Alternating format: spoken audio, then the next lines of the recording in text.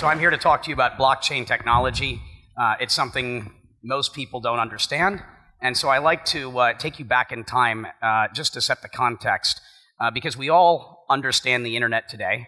But it wasn't that long ago that very few people understood what that is. And here's how I like to start this conversation. 56 past, I wasn't prepared to translate that as I was doing that little tease. Oh, that's that little right. mark with the A and then the ring around it. At? See, that's what I said. Mm-hmm. Katie said she thought it was about. Yeah. Oh. But I'd never heard it. Around. I'd never heard it said. I'd always seen the mark, but never heard it said. And then it sounded stupid when I said it. Violence at NBC. I heard around big fight up in the lunchroom the other week. There it is. Violence at NBC. GE.com. I mean. Well, Allison should know. What do you is say internet that, Allison? anyway? Internet is that Massive computer network. Mm-hmm. The one that's becoming really big now. What do you mean? That's big. How does one? What do you write to it like mail? No, a lot of people use it and communicate. I guess they can communicate with NBC writers and producers. Allison, can you explain what internet is? No, she can't say anything in 10 seconds or less. Oh, Allison will be in the studio shortly. What does it mean? It's a giant computer network made up of started from. Oh, I thought you were going to tell us what this was. It's like a look in the computer dictionary. billboard. It's not in it. So I like to start here because we all understand the internet and we use it. It's pervasive in all of our lives every day today. And I think that blockchain technology is essentially where the internet was in, call it 1994. This is also an article from Newsweek in 1995 talking about how the internet's going to fail, and essentially it's only used by criminals, and that it's a passing fad, and it's going to go away. And I think that this is a useful set of context because, what have you heard about Bitcoin? You've probably heard it's insecure. You've heard of this company, Mt. Gox, that failed and hundreds of millions of dollars disappeared. Well, the underlying protocol has never been hacked. It is the most secure system the world has ever seen. If you take all of Google's global infrastructure, times 100, that's the kind of security or hashing. It's over an exaflop, the Bitcoin network. So it's the most secure system the world has ever seen. Those companies that failed were essentially banks that left their vaults open. You've also probably heard that it's used by criminals. You may have heard of this thing called the Silk Road. Much like the internet was only used for bad things. That's not really the case. Yes, there are some bad things done with this. Any new technology is going to have a yin and a yang. You're going to see good uses and bad uses. And as the technology develops, call it early fringe users become a minority, and call it mainstream adopters end up using it for better things. And so most of the world's top thought leaders, venture capitalists, academics have all said there's tons of merit to this technology, and there's more there than that. And you've also maybe heard, that Bitcoin went up to 1,000 and the price has gone down and it's probably going away. The reality is that it's growing exponentially. Every single metric, if you look at it closely, aside from price, which is kind of the primary barometer of sentiment, which is the data that most of you operate off of, every metric is up and to the right. So what is Bitcoin? It's digital value. It's fixed supply. It's programmable. It's a decentralized network, which means there's no governing body, there's no central authority, it's peer-to-peer, which means you can't shut it down. The only way to shut off Bitcoin is to shut off the internet indefinitely. And it's an incorruptible public ledger. You can't counterfeit money. So you'd say, well, why now? What is this? Is it something new? So for the last 30 years, people have talked about building a system like this, but no one could figure out how. So if you were studying to become a PhD in cryptography, computer science, mathematics, it's very likely that you encountered this concept of the Byzantine generals problem, better described as a double spend. So the protocols that make up the internet, TCP, IP, and such, don't allow for you to create unique assets or individual data. So for example, if I were going to send you an email with a picture attached to it, or money, when you receive that email, how do you know I didn't keep a copy for myself or send it to 10 other people simultaneously? This is the reason why piracy is a problem. And so Bitcoin's creator solved this incredibly complex problem by creating a shared database or a distributed ledger. So this is something new, and for the first time in human history, I can now transmit value from one person to another anywhere in the world with no middleman, with complete transparency. It's instant, and the fees are negligible, and it's a very big deal. I mean, historically, you've always had to have a trusted intermediary or counterparty in the middle of every transaction, including those on the internet.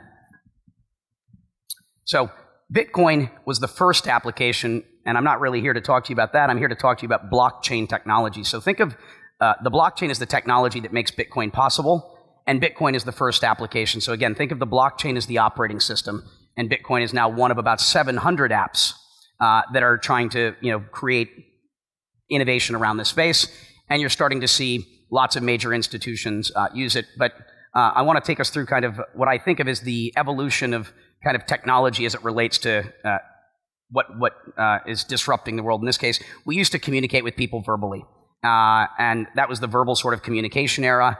Telecommunications enabled us to have synchronous communications with other people around the world. And obviously, a lot of interesting things happened as a result of that. The internet allowed us to have asynchronous and scalable communications with people around the world. And so I think of all of this as kind of the internet we use today as the internet of information. The blockchain is enabling the internet of value. So I can now transmit value in the same way that we can transmit data, again, on a peer-to-peer basis. And I think this is going to be hugely disruptive, not just to things like finance. So there's 3 types of blockchains, or 2 specific that I'm going to talk about. So the current system is built upon centralized ledgers, and if we use this as a database concept, I have a database, you each have a database, and I don't trust your data, you don't trust my data, and that's how the world sort of functions today, and that's why you have counterparty risk. What the Bitcoin network or blockchain, public blockchain is it's a giant, dumb, shared database. Think of it like a Google Doc or an Excel file that essentially is being replicated across millions of computers all over the world. And because we're all sharing a database, instead of all having our own individual databases, I don't need to know you or trust you to rely upon that data. And so Bitcoin's blockchain or some of these other public blockchains are these giant shared databases that anyone can operate by running the software. And so that's a public blockchain. If you've been hearing about JP Morgan and Goldman Sachs and most of the world's top financial institutions are talking about incorporating blockchain technology into their businesses, they're not talking about using public blockchains. They're talking about using private blockchains, which is where instead of anyone having access to it, I decide which parties have access to it within a walled garden. Again, I like to use the analogy of the internet, which is when the internet was first emerging, Fortune 2000 companies didn't have any interest in using the public internet. They wanted to use things called intranets. And so this is essentially the equivalent of what you're seeing here. Private blockchains that don't have all the benefit of a public blockchain, but it allows you to get some of those things. And I think over time, everyone will end up migrating into a public internet, or in this case, public blockchain. And so some examples of what you can do as you start to digitize assets. Itbit is a company I'm invested in that said, let me digitize gold. So in the same way that I can transfer Bitcoin from one person to another around the world, why can't I do this with other assets? So we can start to digitize the world's commodities. We could also do that with currencies. The Philippines and a few governments around the world have already announced their interest in figuring out how do I issue my currency using this technology. So it's not Bitcoin, instead it's US dollars or Filipino pesos, which is compelling because you got about 100 million people in the Philippines and only about 5 million credit cards and bank accounts. So there's an opportunity for a government in this instance to issue through their central bank or their Federal Reserve a currency using this technology where anyone with a cell phone essentially has access. So you can see 5 or 6 billion people on the planet that don't have access to either are unbanked or underbanked. All of those people can have, sort of ubiquitous financial services. There's an opportunity for the developing world to essentially leapfrog the developed world, much in the same way that Africa went from having, skipping wired communications and going straight to wireless. Here's an interesting example of an art company that's saying, let me issue a certificate of authenticity in combination with that art, and so that you can no longer counterfeit art. I should wear tennis shoes today. Here's an interesting company. I guess people collect sneakers. But this group is issuing digital certificates of authenticity that's an RFID chip inside of your shoe. And if I want to sell that high-end collector's shoe or think a Louis Vuitton bag, I would be transferring that digital token with it because they're unique. You can't counterfeit them. And this will bring about the end of sort of counterfeiting of all luxury goods.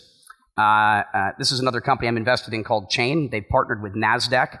And NASDAQ is already live doing trades to settle and clear security transactions using the blockchain. So again, in the same way that a Bitcoin could be transferred, I can issue a stock certificate using this, and NASDAQ is doing that for what's called their private markets business, which is where you think of big tech companies prior to going public, things like Facebook. There's robust secondary markets where those stocks are trading, and NASDAQ is already live doing that, using blockchain technology as the way to settle and clear stock transfers. The Australian Stock Exchange in the region has already announced that they're going to be doing the same thing, but they're looking to do it for the public markets. Financial transactions around the world typically clear on what's called T+3, or you have 3-day settlement. We're going to be moving to a world of essentially instant settlement and clearing, and again at negligible fees for any financial instrument or asset. Tyrion, I think, is another very exciting company I'm invested in, which is focused on land titling as well as healthcare. One of the advantages that America had as a nation is we had a clear chain of title surrounding property, which allowed there to be mortgages and loans. But a lot of the world doesn't have that sort of clear chain of title. And as we can start to do that with any asset, specifically real estate around the world, I think that that's going to be a big benefit for the developing world. So once you've digitized assets and they've all been issued using something like a blockchain technology, by nature it's digital. It also then becomes programmable. I can start to write rules into it. For example, Augur is a prediction market where, think about futures if you're in agriculture. You might often be buying some sort of futures instrument to mitigate some of the risk around weather conditions. It's almost like insurance. And so they've built an entire prediction market for futures type trading, but where there's no intermediary. I can actually write rules into it. For example, if I took a dollar bill out and I said, okay, I'd like to make a bet that it's going to rain tomorrow. One of you may say, I'd like to take that bet. We program the rule into the money so that it's going to check the weather conditions tomorrow based upon whatever data set we tell it to look at. And the money will automatically arrive in my wallet or yours based upon that outcome, again, with no escrow agent, no intermediary in the middle. You can program the asset to do whatever it is that you'd like. And you're going to, I think, see a lot of interesting uses of that. And so I think we're going to be moving from a world where agreements go from being legally binding to technologically binding. So if you're a young lawyer today in law school, I recommend you learn how to code. Because I think the law firms of the future are going to look a little like this. And that's probably also true of accounting. But also, so once you've now programmed assets, and we think about things like corporations, which are, again, paper sort of platforms, we now have the ability to create corporations or companies that aren't companies in the sense that they've not been legally incorporated anywhere. They're a piece of code that exists on the internet, which we refer to as decentralized autonomous organizations. If you've been following the news this week, I'm going to skip directly to this one because it's very interesting. DAOhub has raised about $150 million in the last 2 weeks to create the world's first venture capital firm, but where there's no legal incorporation, there's no entity that exists anywhere in the world, and there's also no venture capitalists. The money exists inside of a digital entity that resides on the web with no governing body, no central authority, no one manages it, and if you've put money into this vehicle, you own a token. And that token entitles you to a vote. And so anyone can now submit a proposal to this digital entity and say, I'd like you to fund my startup idea. And all of the token holders around the world, in a click can say, I approve that, I like it. And if a majority of the token holders around the world have approved that transaction, that startup gets funded. The prior one is an example of Uber, where they've said, I'm going to create a digital marketplace for driving. But where there's no legal entity, there's no Uber, there's no Lyft, and anyone can put themselves in it, and anyone can buy from it, but there's no entity. Again, it's a piece of software that is the marketplace, essentially connecting drivers and passengers. Here's an interesting one called OpenBazaar, which is a decentralized marketplace. So it's an entity that exists on the web where anyone can go buy and sell anything they want, but much in the same way as Bitcoin, it's software that can never be turned off. So you have permanent marketplaces that are going to exist there on the web.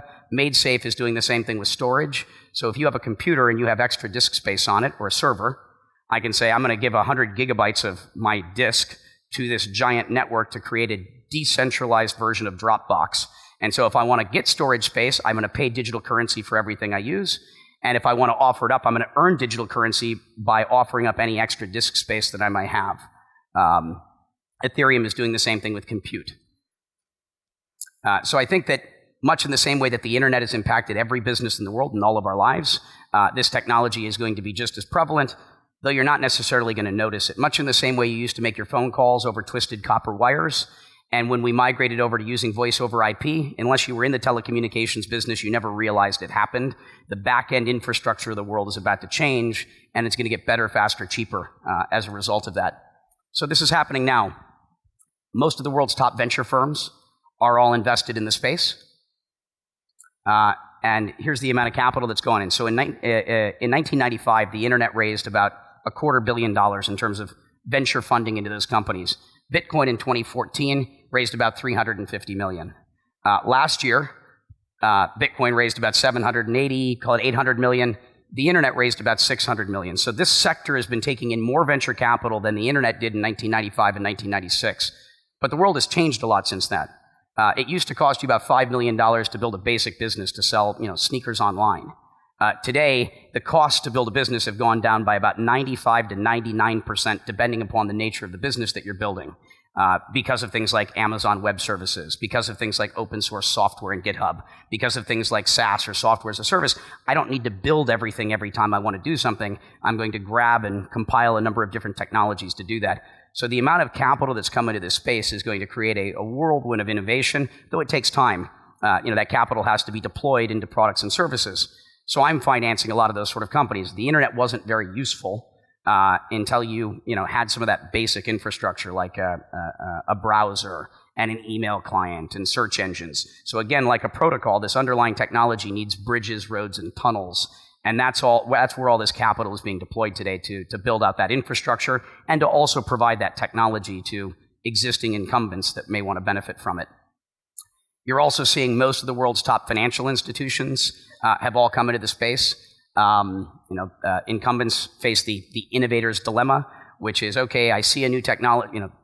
Incumbents don't like disruption generally because the status quo is working for them. Unfortunately, you can't stop innovation. So most of the world's financial institutions were taking a look at this technology that was emerging and kind of ignored it initially, then decided, okay, I better understand it because there's a lot of interesting people, voting with their feet and their time and their money. And so the first thing that you do in that situation is you analyze the threats and the opportunities. And like all things, you're going to recognize that this is going to be disruptive in a bad way in some ways. For banking, correspondent banking, for example, I think is a segment of the banking world that's going away completely. But there's also a lot of opportunity that comes with it. Most of the financial institutions are focused on the middle and back office because we've seen a lot of innovation on the front sort of line of finance, algorithmic trading, high frequency, mobile banking, that the world's, we've been seeing a lot of progress there, but the middle and back office was still designed for a world of paper, 50 to 100 years ago, and it's very antiquated. And so they're focused mostly on that. You're not going to see a lot of top line revenue growth amongst these organizations, but what you're going to see is a lot of expenses get cut out of the business as they can more efficiently run their businesses on these technologies. And some of the stuff's even older. Take trade finance, and we're in a city where that matters. $20 trillion a year is being transacted around the world, but we're running on 500-year-old technology, a thing called a bill of lading and a letter of credit, where you have a cargo container and a bearer share that says this is the person that's entitled to it. So that's an area that we're looking at. And beyond finance, most of what I'm financing today are healthcare businesses. So we're doing a bunch of stuff with Philips right now around using this for medical records. Again, the distributed ledger is not only for finance. It's any segment or industry where security matters, privacy matters, compliance matters, trust matters. And so all of these things are areas where you can see opportunities for this technology. So healthcare, insurance, legal services. I just funded a company called Stampery. I don't know how popular notaries are here, but it's a big aspect of kind of trade to say, this is who I am. And so we built a service where you can integrate it into your email and you create an immutable record around every document you have, which is timestamped, hashed into a blockchain, and you can always go back and access it. And so for a fraction of a penny, everything you do can be notarized. And so this is not just a finance thing. I think every industry in the world is going to get impacted by it. But I think I'm out of time. Thank you.